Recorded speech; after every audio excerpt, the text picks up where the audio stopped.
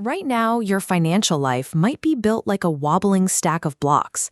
One flat tire, an unexpected medical bill, or a sudden layoff, and the entire structure crashes down, leaving you with empty pockets. To stop living on the edge, we have to move past the anxiety of what might happen and turn your survival into an objective number. You need an exact, personalized target for your emergency fund. This animated equation shows the blueprint you will use to build your safety net. We will calculate two specific variables.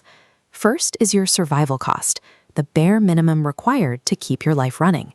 Second is your risk multiplier, how many months of protection you actually need based on your life's volatility. By filling in these two blanks, financial panic becomes a math problem you can confidently solve. Let's look at this typical monthly budget to find the first variable of our equation. Most people fail here because they try to save enough to maintain their current, comfortable lifestyle.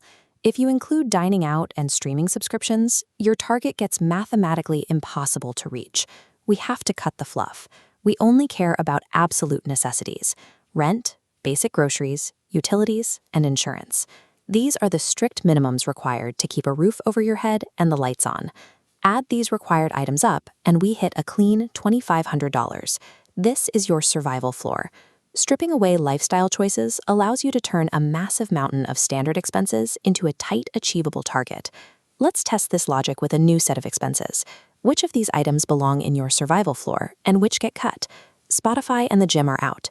The minimum debt payment, the electricity bill, and basic groceries stay, bringing this particular floor to $485. Now, this flowchart illustrates how we apply the second variable, the risk multiplier, to that floor. If you are single and work in a highly stable industry, multiply your floor by 3. If you have kids, a mortgage, or work in a volatile field where layoffs are common, you multiply by 6. Taking our previous baseline of $2,500 for a stable, single earner, we multiply by 3 and get a final target of $7,500. Selecting the correct multiplier builds a customized shock absorber, scaled exactly to your personal risk, ensuring you have enough runway to recover from a crisis. Staring down a target of several $1,000s can feel intimidating. Once you actually start accumulating that cash, the temptation to invest it for higher returns is incredibly strong. Do not put this money into stocks or crypto, and do not use it to pay off low-interest debt. This specific cash is for keeping your life intact during a disaster, not for making a profit.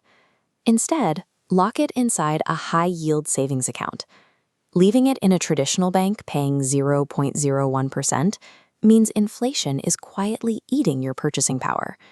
An HYSA pays you 4 to 5% annually, protecting your money's value while keeping it instantly accessible when your car breaks down.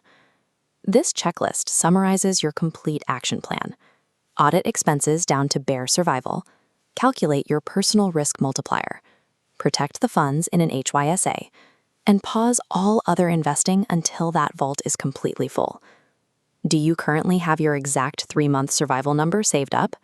Drop a yes or no in the comments. Being honest about where your safety net stands today is the required first step toward actual financial security. See you in the next one.